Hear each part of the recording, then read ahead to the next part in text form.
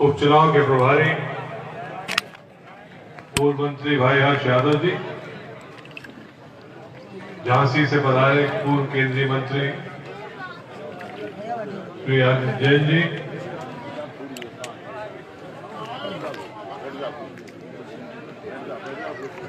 इस अंचल के प्रभारी भाई मनोज दीक्षित जी, विधायक श्री बच्चन जी, विधायक भाई नाती राजा, हमारा जी विधायक तरवर लोधी जी, लोकसभा के प्रत्याशी श्रीमती किरण जी, जिला कांग्रेस कमेटी के अध्यक्ष भाई मनोज दीक्षित जी, मुन्ना राजा जी, नागौर से पधारे पूर्व विधायक श्री यादवेल सिंह जी, सुरेंद्र सिंह जी, मंच विराजमान सभी सम्मानित साथीगण और रानीताल की सभा में आप सब उपस्थित सभी सम्मानित बुजुर्ग, माताएं, बहन और नवयुवक साथीगण,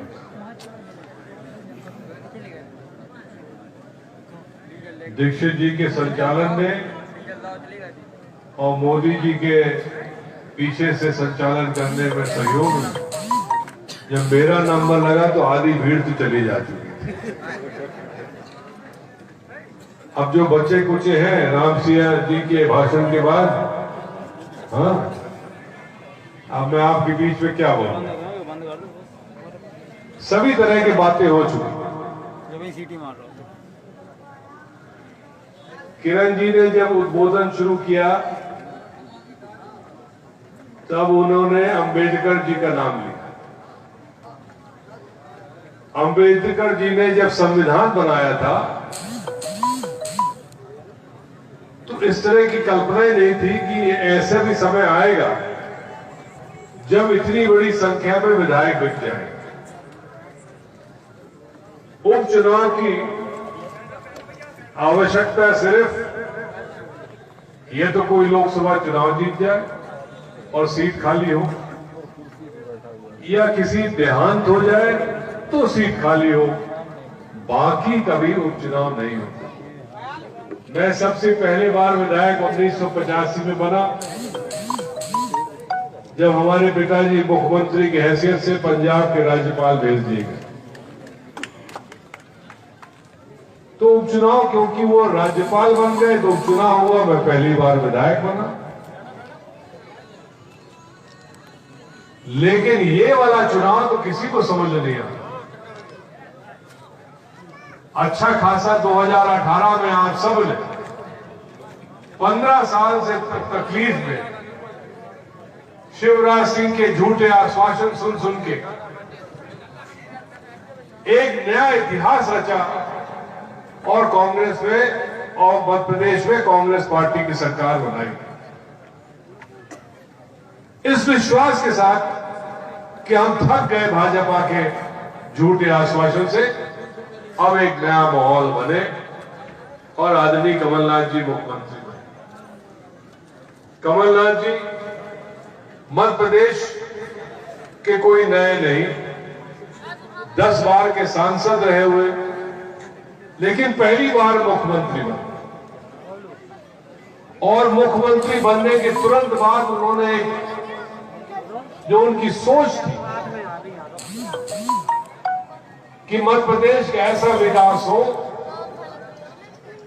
जिसलिए मध्य प्रदेश के युवा लोगों को रोजगार यही के यही मिले, इनको भटकना न पड़े मुंबई गुजरात में, यहां के किसानों को लाभ का धंधा बनाया जाए, किसानों को जो परेशानी थी तो किसानों का कर्जा माफ किया जाए, और अंतिम छोर के व्यक्ति जो पेंशन के आधार पर जीता है उसका पेंशन बढ़ाया जाए, बिजली की समस्या थी तो बिजली के दर घटाए जाए, कन्यादान योजना के पैसे बढ़ाए जाए, और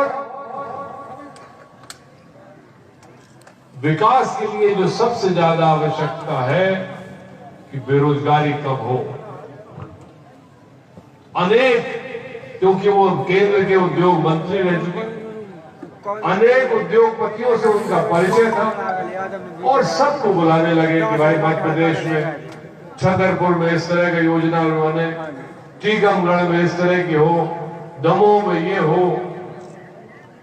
लेकिन भारतीय जनता पार्टी के नेताओं को ठीक नहीं लगा। उनको ये महसूस हुआ कि यदि कमलनाथ जी 5 साल रह गए तो भारतीय जनता पार्टी की पूछने वाला कोई नहीं रहेगा, और इसलिए उन्होंने व्यू रचना रची और अपने ही बीच में एक ऐसे व्यक्ति को ढूंढा जिनकी अहम महत्वाकांक्षा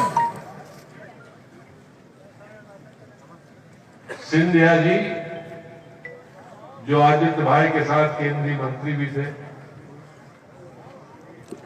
इतनी कम उम्र में पहली बार लोकसभा पहुंचे और केंद्रीय मंत्री बन गए। महत्वपूर्ण विभाग दिए गए और सोनिया गांधी जी और राहुल गांधी जी की बड़े प्रिय थे।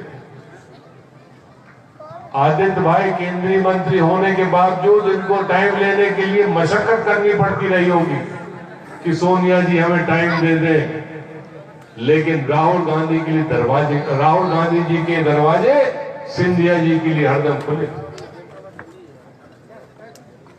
शिवराज सिंह जी ने उनकी वो दुखती रग को पकड़ा और सिंधिया जी 22 विधायकों को लेकर चले गए।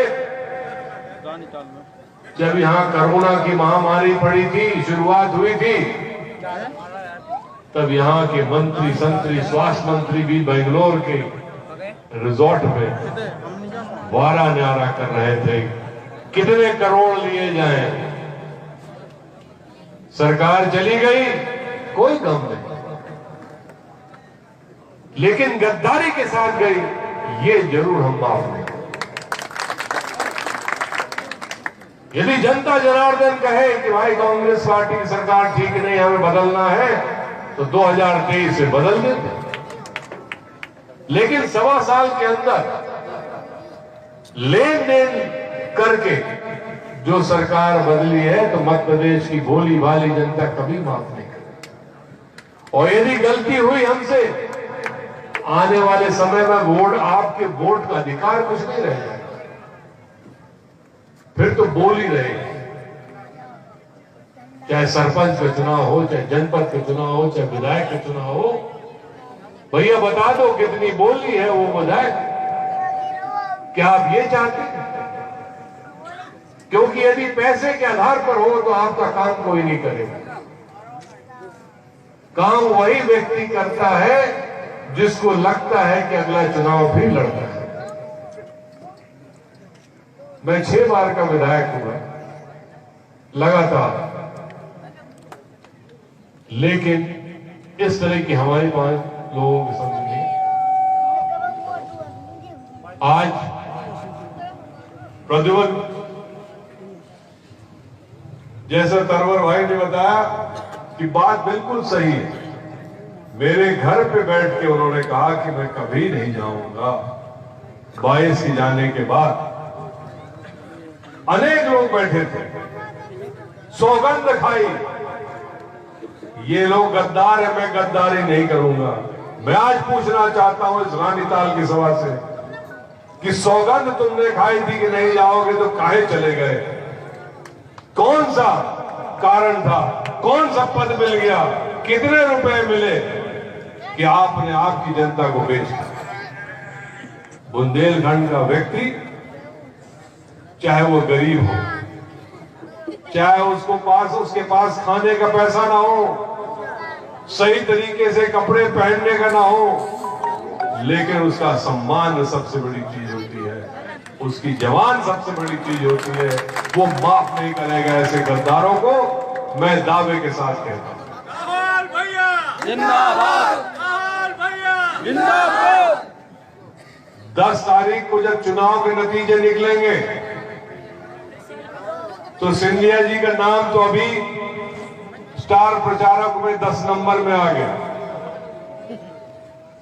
10 नंबर क्या होता? 10 नंबरी हर थाने में एक रजिस्टर होता है, हर थाने में एक रजिस्टर होता है। यहाँ का थाना कौन सा? बाजना चौकी यही। हर थाने में एक रजिस्टर होता है, पता लगा लीजिएगा थानेदार साहब से। वो रजिस्टर में रहता है कि इस थाने के अंतर्गत 10 नंबरी कौन कौन है। कुछ गड़बड़ हुई तो 10 नंबरी को पकड़ा जाता। तो स्टार प्रचारक ने उनके 10 नंबर में आ गए। शुरू हुआ था शिवराज और सिंधिया जी साथ के दौड़ा करने की। अब पता चला शिवराज सिंह जी, लोगों को लगा भाई ये तो गलत है, इसका कुछ चल नहीं रही। उनको कह दिया भैया तुम अलग से जाओ, हम अलग से जाओ। आपके यहां भारतीय जनता पार्टी का रथ आया कि नहीं आया प्रचार वाला? लेकिन यदि वो रथ आएगा तो उसमें देख लीजिएगा सिंधिया जी की फोटो गायब। भाजपा भी समझ गए कि सिंधिया के नाम से वोट नहीं मिलने वाला, सिंधिया के नाम से वोट नहीं मिलने वाला, और फर्जी मामा के नाम से वोट तो वैसे भी नहीं मिलने वाला। अपने बीच में कांग्रेस पार्टी ने राम सिंह जी को एक सरल भगवाधारी बेटी को आपके बीच में सेवा करने का मौका दिया है। मुझे पूरा भरोसा विश्वास है कि 10 तारीख को जब नतीजे निकलेंगे तो बड़ा मलेरा से ये विधायक होंगे। राहुल भैया, कांग्रेस पार्टी हम सबकी सारथी। लेकिन अभी से लेकर और 3 तारीख के बीच में बहुत सारे खेल होने वाले। अब भारतीय जनता पार्टी के वो प्रतिबंध जो वोट मांग रहे हैं, वो दिन को कोई सभा नहीं करने आएंगे, वो रानी ताल में रात के अंधेरे में आएंगे। रात के अंधेरे में आएंगे, पता लगाएंगे किसको मैं खरीद लूं, और चंद लिफाफे आपके बीच में बांटेंगे।